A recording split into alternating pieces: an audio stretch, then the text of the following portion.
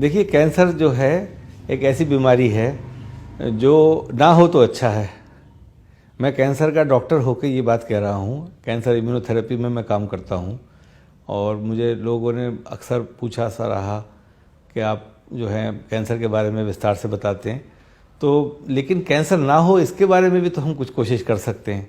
बीच बीच में ऐसे मरीज़ भी आते हैं जो ये कहते हैं कि हमने तो कभी धूम्रपान नहीं किया था, पान भी नहीं खाया था, शराब का सेवन भी नहीं किया, बड़ी सिंपल सरल ज़िंदगी गुजारते थे, फिर भी कैंसर हो गया। होता है, ऐसा भी हो जाता है। लेकिन ये है कि ऐसे लोगों की मात्रा कम है। कैंसर जो है वो बीमारी हमारे खाने से भी रिलेटेड है कि हम क्या खा रहे हैं, कैसे खा रहे हैं, कितना खा रहे हैं। इन सब चीज़ों के आधार पे भी कैंसर को आप एक्सप्लेन कर सकते हैं। मिसाल के तौर पे यहाँ से शुरू करते हैं कि हमें खाना कितना खाना चाहिए। हमें खाना उतना खाना चाहिए कि जब हम भूखे रहें, खाना खाने के बाद भी भूख लगती रहे। हम खाना खाते हैं उतना कि जब हम पूरा पेट भर लेते हैं। अब खाना खाया नहीं जा सकता भाई, तब हम उठते हैं। तो हम अपने खाने का हिसाब उतना रखें, चाहे पहलवान खाना खा रहा है, चाहे एक दुबला पतला आदमी खाना खा रहा है, भूखा उठे। पहलवान को भी खाना खाते में भूखा उठना है और एक कमज़ोर आदमी को भी खाना खाते में भूखा उठना है। मतलब ये कि जितना भी खाना मैंने खाया वो सब पच गया। अगर उसका पचना मुश्किल है तो वो पाचन शक्ति बढ़ाने के लिए सेल्स का मल्टीप्लिकेशन ज़्यादा होगा, और सेल्स का जब भी मल्टीप्लिकेशन ज़्यादा होगा तो कुछ मात्रा में ख़राब सेल बन जाएंगे।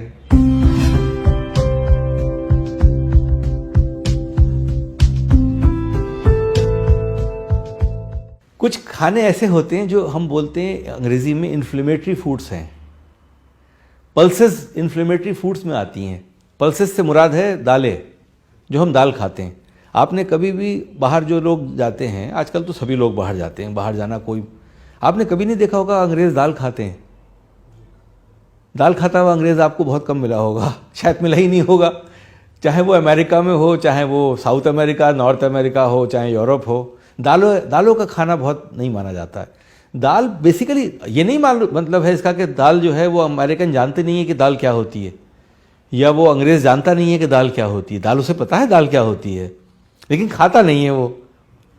क्योंकि दाल जो है वो खाने में पचना मुश्किल होता है।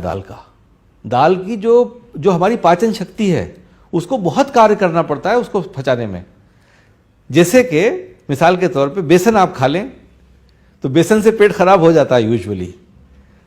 हम कहते हैं तेल से हो गया, लेकिन बेसन खुद भी एक भारी खाना है। बाजरा बहुत भारी खाना है। बाजरे की रोटी खाना बहुत मुश्किल है।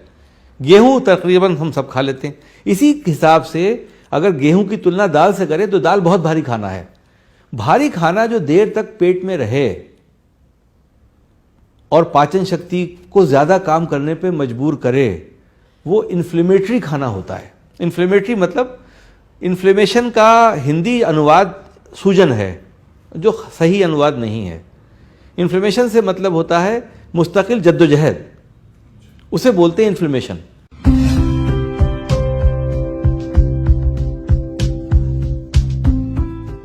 देखिए, खाने में भारत में हम दूध का सेवन बहुत करते हैं। एक बहुत कुछ साल पहले एक चला चली थी कि हम सेपरेट मिल्क पिएं। सेपरेट मिल्क का मतलब है कि टोन्ड मिल्क जो दिल्ली में जैसे मिलता है और हर बड़े शहर में मिलता है, डबल टोन्ड मिल्क। ये टोन्ड और डबल टोन्ड मिल्क अच्छा नहीं है। इसमें क्या है कि दूध में दो कंपोनेंट होते हैं। एक दूध में क्रीम होती है मिल्क में, और एक उसके अंदर लैक्टोज होता है। दूध से हमें एक तो फुल क्रीम मिल्क लेना चाहिए। आज की जो रिसर्च है वो ये कहती है कि कोलेस्ट्रॉल हमारे लिए बहुत अच्छा होता है। कोलेस्ट्रॉल अच्छा होना ही चाहिए। कोलेस्ट्रॉल से मुराद होती है चिकनापन। कोलेस्ट्रॉल जो है वो चिकनाहट प्रोड्यूस करता है शरीर के अंदर। आपकी त्वचा जो है चमकती है जब कोलेस्ट्रॉल अच्छी होती है। मोटे लोगों की त्वचा देखा है ना, चमकती है। दुबले पतले लोगों की उतनी त्वचा चमकती नहीं है। दूसरा ये कि जोड़ होते हैं हमारे शरीर के, ये जब हम जोड़ चलाते हैं तो इनमें चिकनापन होना चाहिए। ये भी कोलेस्ट्रॉल पे आधारित है। कोलेस्ट्रॉल दो प्रकार की होती है, एक गुड कोलेस्ट्रॉल, एक बैड कोलेस्ट्रॉल। कहते थे बैड कोलेस्ट्रॉल कम होना चाहिए, लेकिन क्या है, कोलेस्ट्रॉल टोटल हम जब लेंगे ना तभी गुड भी बढ़ेगी और तभी ख़राब भी बढ़ेगी। लेकिन कोलेस्ट्रॉल से पाया गया कि कोलेस्ट्रॉल जो है, नई नई चीज़ें होती रहती हैं। देसी घी जो है बहुत अच्छा माना जाने लगा आज की तारीख में। आज अंग्रेज़ के प्रोग्राम आप देखिए खाने के, टीवी पे बहुत प्रोग्राम आते हैं खानों के, उसमें वो देसी घी यूज़ करते हैं खाने में। ऑलिव ऑयल तो बहुत ज़माने से यूज़ करते थे। अच्छा, देसी घी का उन्होंने अंग्रेज़ी भी नहीं करी है, तर्जुमा भी नहीं है उनके पास, तो वो देसी घी ही बोलते हैं उसको। तो हम उनसे सुन रहे हैं, सीख रहे हैं, देसी घी खाना चाहिए। लेकिन देसी घी कहाँ का खाना चाहिए? बाज़ार का देसी घी है या नहीं मुझे नहीं पता। घर का देसी घी खाना चाहिए। जितना भी घी देसी घी निकले, घर में यूजुअली हमारे घर में 1 किलो 2 किलो दूध तो आता ही है। उसकी बलाई जो है वो दिन भर के घी के लिए बहुत होती है। उस बलाई को आप घी बना लीजिए, वो घी आपके लिए बहुत अच्छा है, पूरे दिन चलेगा। उतना ही घी खाना चाहिए। वो जो दूध था वो भी पी लिया, वो घी भी खा लिया। इसी तरीके से हम दूध से दही बनाएं। लेकिन अगर आप दूध से दही बनाने की कोशिश करेंगे घर में, और आप कमर्शियल दही जो बाज़ार में मिल रहा है डब्बों में पैक, उससे आप बनाएंगे तो दही नहीं जमता है। इसलिए नहीं जमता है कि वो दही प्रोसेस्ड दही है, उसमें लैक्टोबैसिलस की मात्रा दही में बहुत कम है। और वो दही का लैक्टोबैसिलस इस लिहाज से बनाया गया है कि उससे आप दही जमा नहीं सकते। वो लैक्टोबैसिलस का घोल फैक्ट्री में ही मिलेगा आपको। अगर उससे आप लेके दही जमाएंगे तो जम जाएगा, लेकिन दही से दही नहीं जमेगा। दही कौन सा अच्छा माना जाता है? जो सार हो, खट्टा दही हो, थोड़ा खट्टा। हम पहले ज़माने में दही जो खाया करते थे, वो दही बेचने वाला आता था, जो सर पे रख के दही बेचता था गाँवों में। आपने कभी देखा है उसको? उससे हम दही खरीदते थे और उसके दही को खट्टा कहते थे। उससे हम कड़ी बनाया करते थे, दही की खट्टी कड़ी होती थी। दही वो दही है जो हमारी सेहत के लिए अच्छा है, जिसमें लैक्टोबैसिलस है। सार होने का मतलब है कि लैक्टोबैसिलस उसके अंदर है, उसने एसिड प्रोड्यूस किया उसके अंदर। अगर उसने एसिड प्रोड्यूस नहीं किया, लैक्टोबैसिलस की मात्रा ही कम है, तो वो दही दही नहीं है। वो खाली एक प्रोसेस फूड है जो आप खा रहे हैं। वो दही की क्वालिटी नहीं दे रहा है। पहले ज़माने में मैंने यूनानी बुक्स पढ़ी हैं, कुछ हकीमों का कहना ये होता था कि हमें हैरत है कि जो लोग दही खाते हैं वो मरते क्यों हैं। मतलब ये कि दही खाने वाले को सारे पोषण मिल जाते हैं दही से, लेकिन वो दही वो नहीं है जो डब्बे की पन्नी उतार के आपने खाया। दही वो होना चाहिए जो घर में जमा के आपने खाया।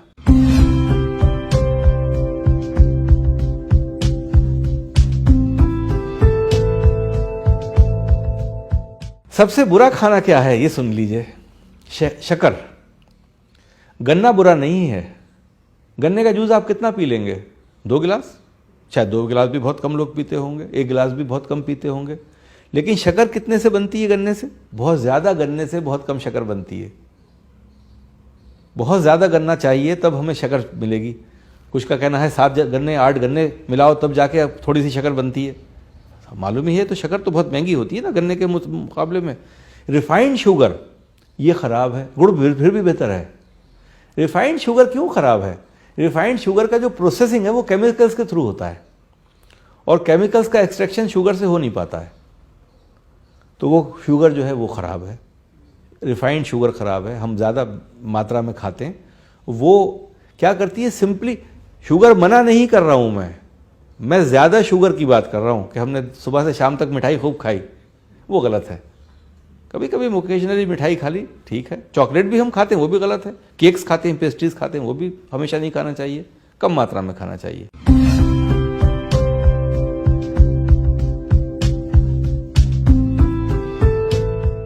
प्रोसेस फूड की बात करूं मैं। प्रोसेस फूड हम खाते हैं, आपने सुना होगा प्रोसेस फूड बहुत कॉमनली हम कहते हैं भाई प्रोसेस फूड नहीं खाना चाहिए। आपको समझते होंगे प्रोसेस फूड शायद बर्गर होता है, आपकी समझ में आएगा। शायद चाइनीज़ फूड होता है, वो उसको हम सोचते हैं वो प्रोसेस फूड है। और शायद हम ना ये सब प्रोसेस फूड नहीं है। जो पैदा हुआ बच्चे को हम खिला रहे हैं वो प्रोसेस फूड है। सबसे ज़्यादा हम अपने नियोनेट को प्रोसेस फूड खिलाते हैं जब उसकी वीनिंग शुरू करते हैं। पैदा हुए बच्चे को तो हम दूध पिलाते हैं डब्बे का, वो प्रोसेस फूड है। सबसे ज़्यादा प्रोसेस फूड तो हम 2 साल में खा लेते हैं ज़िंदगी के। अपनी ज़िंदगी के 2 साल जो पहले हमारे होते हैं, सबसे ज़्यादा प्रोसेस फूड हम उस वक्त खाते हैं। और हम एडवर्टीजमेंट देख के खाते हैं और पड़ोसियों से प्रोत्साहित मोहित होकर खाते हैं कि वो भी खिला रहा है हम भी खिलाएं। उसने डब्बा ये वाला दिया, अरे भाई ये डब्बा कितने का आता है? भाई ये 270 रुपये का आता है, बड़ा अच्छा है, बच्चा बड़े चाव से खाता है। लेकिन वो तो प्रोसेस फूड खा रहा है। हमने 4 महीने पे खीर खिलाई, घर में पका के खीर नहीं खिलाई। हमने पाउडर निकाला, गर्म पानी मिलाया, उसको मिला के खीर खिला दी। वो प्रोसेस फूड तो खिला रहे हैं आप उसको, और क्या खिला रहे हैं? क्योंकि कमर्शियल स्केल पे बनाया गया है, आपको उसके इंग्रेडिएंट्स का पता ही कब है कि कहाँ कहाँ से लिए गए, उसमें क्या क्या चीज़ें हैं, आपको क्या पता है? पहले उन्होंने उसको मशीन से पकाया, फिर गलाया, फिर सुखाया, फिर पाउडर फॉर्म में बनाया और पाउडर को डिब्बे में बेच दिया, और आपने उसमें पानी मिलाया और आपने खिला दिया। That is process food. अच्छा, वो प्रोसेस फूड जो है वो इस किस्म का है कि वो इम्यूनोलॉजी को प्रोसेस इम्यूनोलॉजी की तरह 2 साल की बच्चे को डेवलप करता है। अब आपने 2 साल के बाद बच्चे को अपना खाना खिलाना शुरू किया, अब उसकी इम्यूनोलॉजी को जोड़ लगा।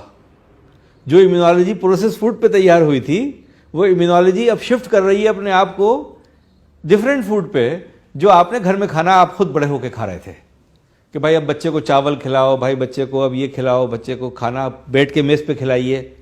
तो आपने उसको खाने को इंट्रोड्यूस अब पहली मर्तबा उसके लिए किया, लेकिन 2 साल तक आपने जो बच्चे को खाना खिलाया उसकी पूरी इम्यून सिस्टम उस खाने पे निर्भर था। डब्बे का दूध सबसे ज़्यादा बच्चों में एलर्जीज करता है। मैं आपको बताता चलूँ, जिन बच्चों को एलर्जीज हैं, अगर आप प्रोसेस्ड मिल्क रोक दें तो एलर्जीज ख़त्म हो जाती हैं। बच्चे को एलर्जीज कैसे होती है? पैरों में खुजली हो रही है, लाल चकत्ते पड़ गए, बच्चा जो है उसके अक्सर स्किन की प्रॉब्लम्स बहुत हो रही हैं। वो पाया गया कि वो मिल्क चेंज कर दो, मिल्क उससे प्रॉब्लम्स ख़त्म हो जाती हैं। तो अब मेडिकल कॉन्फ्रेंसेस जो बच्चों की, जो पीडियाट्रिक्स की कॉन्फ्रेंसेस होती हैं, वो प्रोसेस्ड मिल्क और प्रोसेस्ड खाने के स्पॉन्सर से नहीं फाइनेंस होती हैं। अब दुनिया का एक नॉर्म हो गया कि हम उनको प्रमोट नहीं करेंगे, चाहे वो कितनी भी बड़ी कंपनी हो। अगर वो मिल्क फूड फार्मूला बना रही है या वो खाने का फार्मूला बना रही है, हम उससे स्पॉन्सरशिप नहीं ले सकते। मतलब वो बैन हो गया है अब दुनिया भर में, लेकिन हम आज भी खिला रहे हैं, हम दे रहे हैं बच्चों को। तो प्रोसेस फूड जो है वो क्यों ना हम मेहनत करें और खाना पका के खिलाएं बच्चे को, खिचड़ी खिलाएं, चावल खिलाएं, वीनिंग करें उसकी, हम खीर खिलाएं, उससे वीनिंग करना चाहिए हमें। तो हमारी इम्यूनोलॉजी जो है, ये पाया गया कि इस ग्रुप में जो प्रोसेस फूड लेता है उसका फ्यूचर बहुत अच्छा नहीं होता है। वो 50 साल की उम्र में भी अगर बहुत सी प्रॉब्लम्स आएंगी तो वो उसका एक पर्टिकुलर पीरियड जो पहला 2 साल का गुजरा था वो मायने रखता है उसकी ज़िंदगी के लिए।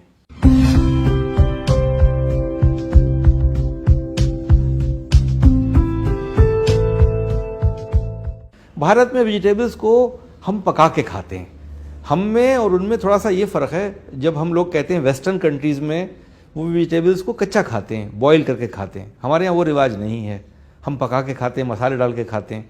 तो हमारे यहाँ करी बना देते हैं उसकी, तो उसका जो मुख्य इंग्रेडिएंट है जो हमें सेहत देना चाहिए वो लूज़ कर जाता है during the process of cooking. उसमें कुछ इस किस्म के केमिकल्स होते हैं जो म्यूटेशन को रोकते हैं, लेकिन जब हम उन्हें पका लेते हैं एक्सेसिवली तो वो केमिकल्स उसके जो उसका पोषण की शक्ति है वो ख़त्म हो जाती है, वो खोजड़ा रह जाता है। पेट भरने की शक्ति तो रखता है, लेकिन जिस लिए खाया जाना चाहिए वो ख़त्म हो जाता है।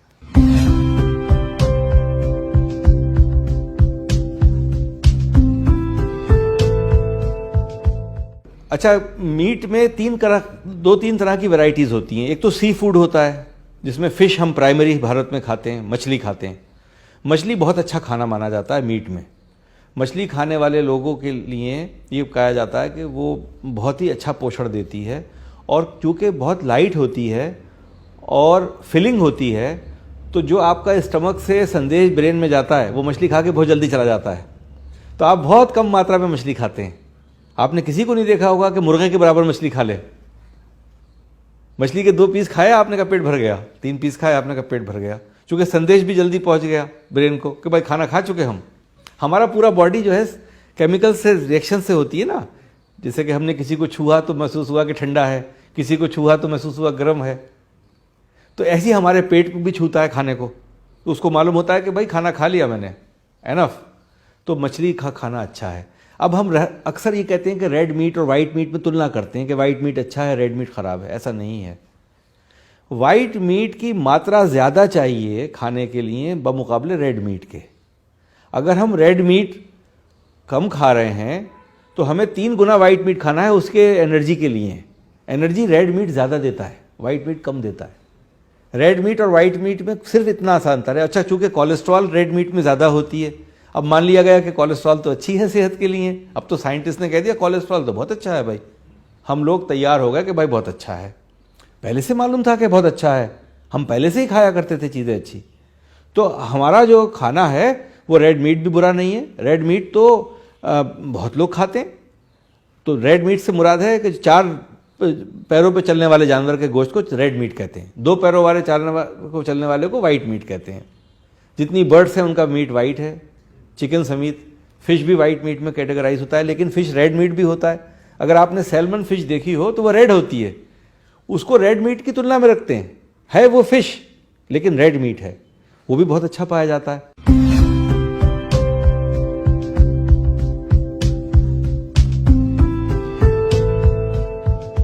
खाने पे अगर हम कहें कि सबसे अच्छा खाना कौन सा है, जो सबसे इजीली डाइजेस्ट हो जाता है और वो खाना लोग खाते हैं जिससे कि कैंसर नहीं होता, वो मेडिटेरियन फूड है। उनका सेवन क्या है, वो गोश्त खाते हैं, मीट खाते हैं, लेकिन वेल कुक्ड मीट खाते हैं और मीट को बहुत ज़्यादा मसालों से नहीं पकाते हैं। तो अगर हम मसालों से पकाते हैं तो मीट में शक्ति कम हो जाती है और ज़्यादा खाना पड़ता है। अगर आप मसाला बगैर मीट खाते हैं तो कम मीट यूज़ होता है और पेट जल्दी भर जाता है। वो सलाद बहुत ज़्यादा खाते हैं, सलाद का सेवन सबसे ज़्यादा, वेजिटेबल्स का सेवन मेडिटेरियन फूड में होता है। वो ग्रीन लीफी वेजिटेबल्स बहुत ज़्यादा खाते हैं, कैबेज है, बंद गोभी है हमारी जिसको बोलते हैं, उसके पत्ते हैं, या सलाद के पत्ते हैं, वो लोग बहुत खाते हैं। वो खाना बड़ा हेल्दी माना जाता है। उससे हम जो है वो इन्फ्लेमेटरी फूड नहीं है। वो खाना हम जब खाएंगे तो पेट भर देगा, पेट जल्दी भरेगा, क्योंकि उसका रफेज बहुत होता है उसके अंदर। तो वो रफेज से हमारा सेटिस्फेक्शन हो जाता है। सेटाइटी सेंटर होता है जो स्टमक से आदेश देता है ब्रेन को कि भाई खाना रोक दो। ये खाना अगर हम दाल खाएंगे तो जब तक पूरी दाल पैक नहीं हो जाएगी पेट के अंदर, तब तक वो संदेश नहीं पहुंचेगा ब्रेन को। तो इसलिए हमें भूख लगती रहेगी। अगर हम पत्तों से शुरुआत करेंगे खाने की, वेजिटेबल्स से शुरुआत करेंगे खाने की, तो खाना हम कम खाएंगे, संदेश पहले पहुंच जाएगा ब्रेन को कि खाना बंद कर दो। तो आपने देखा होगा अक्सर लोग खाली ऑर्डर सैलेड का करते हैं, आजकल सैलेड खाते हैं। Salad is a very good food, उसमें सोयाबीन ठीक है। अच्छा, जो दालें हैं, दालों के खाने का तरीका भी अंग्रेज़ों ने ईजाद किया।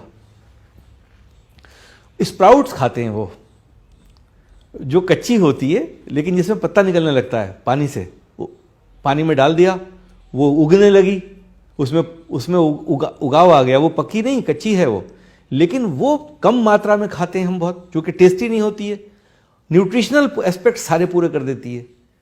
बी कॉम्प्लेक्स जो होता है हमारा सबसे बड़ा एंजाइम है, जो हमारे खाने के लिए बहुत ही ज़रूरी है। हमारे शरीर में immunology, immune system B complex पे बहुत आधारित है। और बी कॉम्प्लेक्स काय में होता है, स्प्राउट्स में होता है। सबसे अच्छा जो हमारा विटामिन का सोर्स है, जो दाल उगने लगे, जिसमें एक शाख निकल आए छोटी सी, वो लाजवाब खाना है।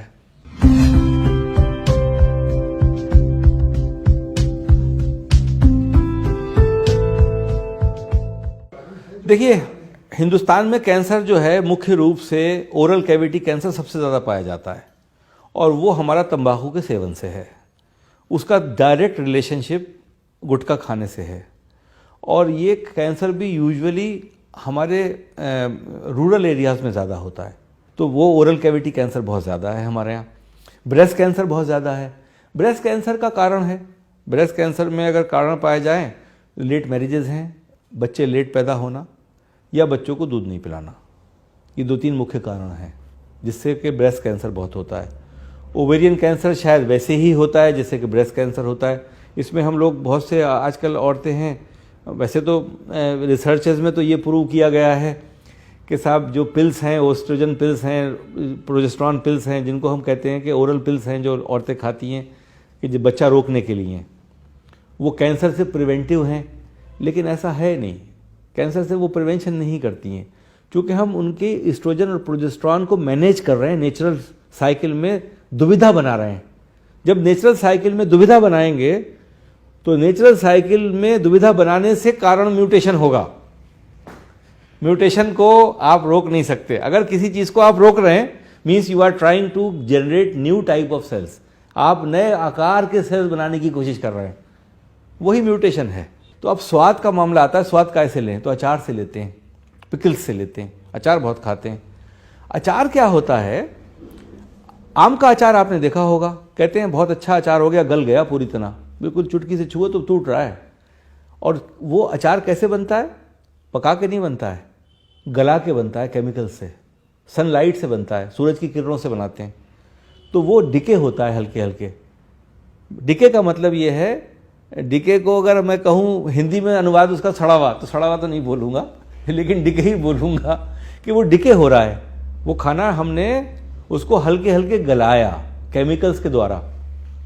जो ये खाना हमने गलाया केमिकल्स के द्वारा, इसमें एफ्लोटॉक्सिन्स बनते हैं, टॉक्सिन्स रिलीज करता है। ये टेस्ट तो डेवलप कर देता है, लेकिन हमारी टॉक्सिन्स की मात्रा बढ़ जाती है खाने की, हम टॉक्सिन ज़्यादा खाते हैं। अच्छा, ये लिबरेट होते हैं टॉक्सिन्स, एफ्लोटॉक्सिन्स लिवर को डैमेज करते हैं, गॉल ब्लैडर को डैमेज करते हैं।